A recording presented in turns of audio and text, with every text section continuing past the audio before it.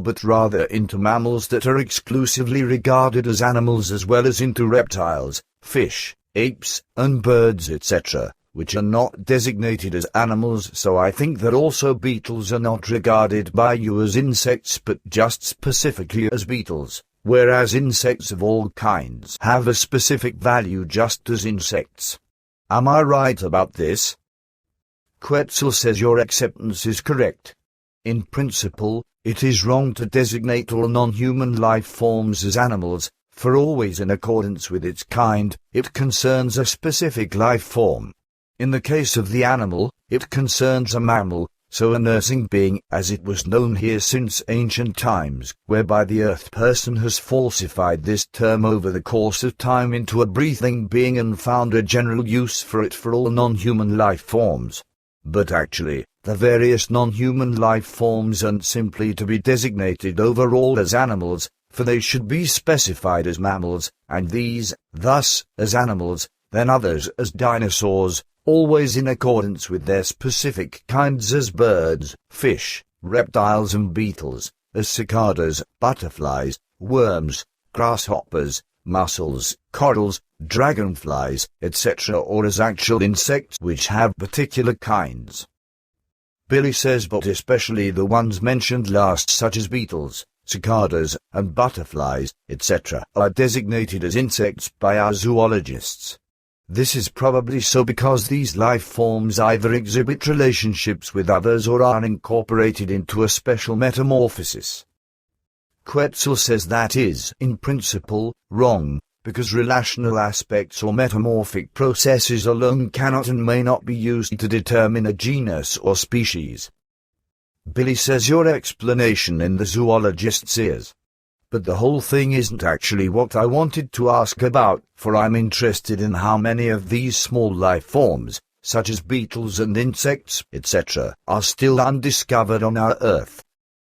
Quetzal says larger to large life forms are still estimated at 12 million, which can still be discovered by the Earth people. So far, not all are known even to us. Regarding the aforementioned small living things, the undiscovered number is even larger, namely around 34 million. Also in this respect, not all are known to us. Billy says, and what about the microorganisms? These are certainly everywhere in the rock, in the seas, in the perpetual ice of the mountains, the North Pole and the South Pole, and certainly also in the volcanoes, in the Earth's interior, in magma, in the jungles of a tropical and non-tropical nature, as well as in the red-hot desert areas, in the steppes, in the tundra, and also everywhere else. Even under the perpetual ice of the poles and the mountains, there are probably many more undiscovered microorganisms, or am I mistaken there? Quetzal says no, you are not mistaken, for your acceptance is right. Millions of microorganisms are undiscovered on Earth, and as you correctly said, even under the mighty ice fields of the poles, such as in Antarctica, where there are, among other things, under-ice lakes that contain their own ecological systems. Billy says by under-ice lakes, you probably mean lakes that are located under enormous layers of ice, in which there exists a system of life forms and, thus, even an ecosystem, particularly a system of microorganisms? Quetzal says that is correct. Billy says, but why, then, are there such lakes under the ice? I mean, why doesn't the water freeze down to the bottom of the lakes? Does the Earth's heat play a role there, or especially much salt in the water and a lack of atmospheric influences and solar influences limited to a minimum and cosmic influences? Quetzal says your acceptance is remarkable, indeed, really amazing, because the whole thing corresponds to actuality.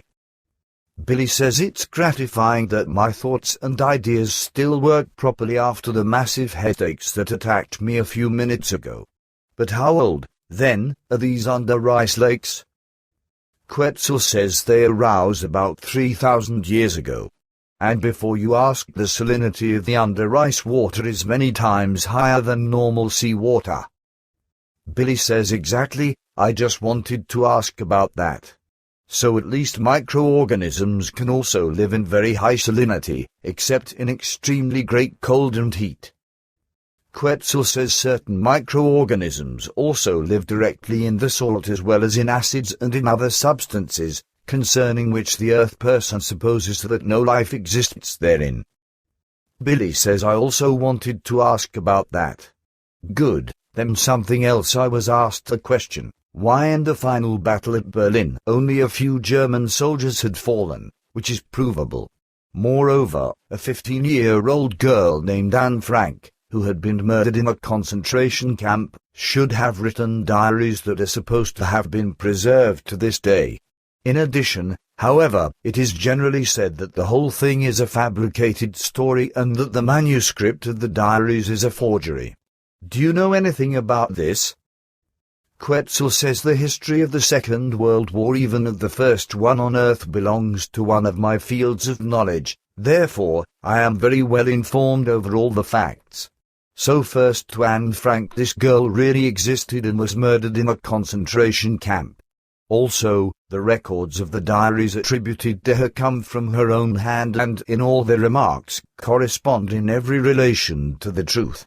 It is also correct that in Berlin, during the final battle, relatively very few German soldiers lost their lives, for the majority of the combatants were not Germans but rather Nazis and those enslaved to Adolf Hitler and fanatical SS members, who were mainly recruited from men who were citizens of Denmark, Holland, and Norway but who entered into German military service. Billy says if I remember Patar's explanations correctly, then World War II demanded more than 50 million human lives. Quetzal says World War II demanded 53,874,328 victims, whereby several millions of murdered human beings were on account of the war criminal machinations of the Americans, mostly innocent civilians, like children, women, and elderly people. Billy says the belligerent Americans, however, also murdered in various other countries around the world, where they intervened autocratically and as a world police and, through this, sowed much poverty, suffering, and misery, as well as destruction. And in my judgment they will continue to do so in complete irresponsibility and for the purpose of taking the world and all its resources for themselves. And indeed, no matter how many people have to be murdered and no matter what great destructions must be caused.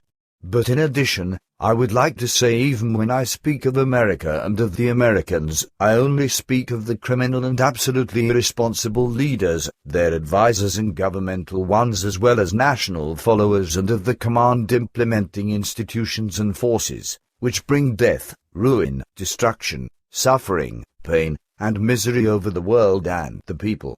Thus, my speech is not of the beautiful country of America and especially not of those Americans who do not conform with those who break wars from the fence and who order them or who bring death, downfall, and destruction as their misguided, willingly irresponsible, national and murderous or even fanatical tools. Quetzal says you will surely keep to the fact that America can and will continue in the same way because the peoples and responsible persons of all countries of the world do not want to recognize or simply do not recognize the truth about America's desire for world domination. This is often due to anxiety and cowardice, through which they want to see in America a strong partner at their side, which should help them in emergencies. Thus, country for country and people for people gradually sell themselves to America, which can irresistibly realize its plans for world domination through this in an easier manner. Billy says I will use your words when I fulfill the task intended for me. But now, I would like to talk about something else. Already several times, we've had discussions about the cloning of animals and humans. For me, it is completely clear as to what a clone basically is. Just an internal and external organic reproduction of a person, of whom a cell is used for the cloning. It is also clear to me that the consciousness of the male cell donor or female cell donor will not enter into a clone, but that the clone is animated by another spirit form and, thus, also by another overall consciousness block and, accordingly, also by another consciousness or by another personality. Also, it is a matter of impossibility that by a male cell donor or female cell donor, his or her consciousness can be transferred into a clone. And since that time now comes soon,